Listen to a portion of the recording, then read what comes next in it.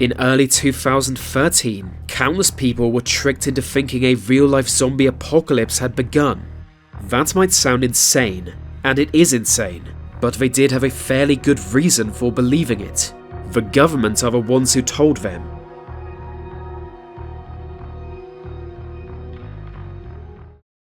On February 11th of 2013, many viewers of the Steve Wilkos show were interrupted by the following message.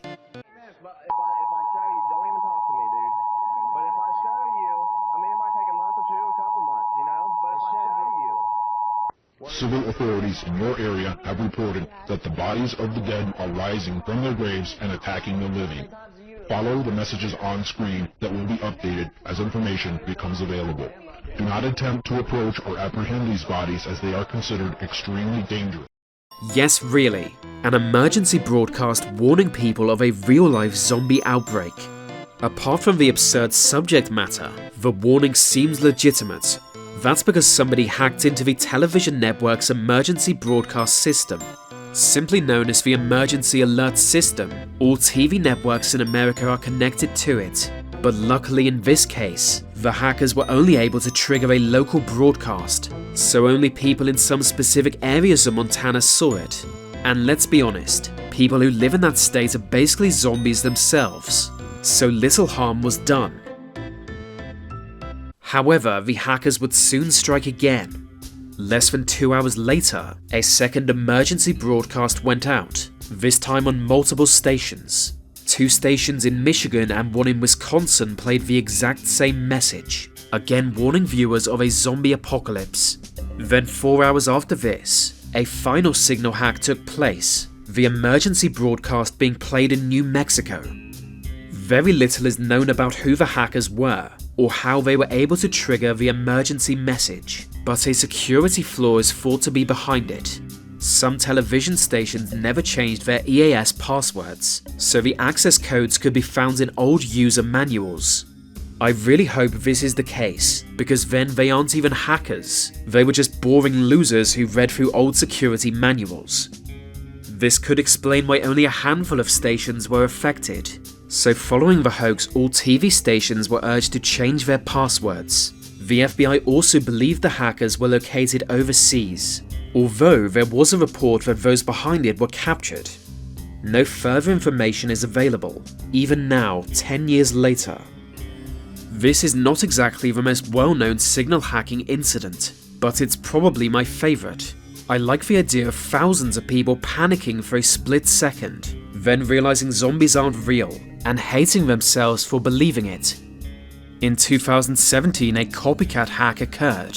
The same zombie message was broadcast, but this time from a radio station in Indiana. I wonder if it will be the last time the warning is broadcast. Another fun signal hack took place in England in 1977. It was around 5 in the afternoon, and a news report was suddenly interrupted by a strange message. This is a war. Negotiation. In Australia, Mr. Perry Canberra's cricketers are still thinking about yesterday's High Court decision, which didn't ban them playing a test match. This is the voice of the representative of the Ashton Galactic speaking to you. The message claims to be from an alien known as Virillion, who represented some kind of powerful race. It was a message of peace, asking humanity to abandon our weapons and treat each other with goodwill. If able to do this, we might ascend to a higher state of being, but it also warned that we don't have much time. The window of ascension is temporary and may never return. After 6 minutes, the message ended as follows: "Have no fear, seek only to know yourselves and live in harmony with the ways of your planet Earth. We here at the Ashtar Galactic Command thank you for your attention. We are now leaving the planes of your existence. May you be blessed by the supreme love and truth of the cosmos." The news reporter then awkwardly regained composure and carried on as usual. Nobody claims responsibility for the interruption, and it still remains a mystery.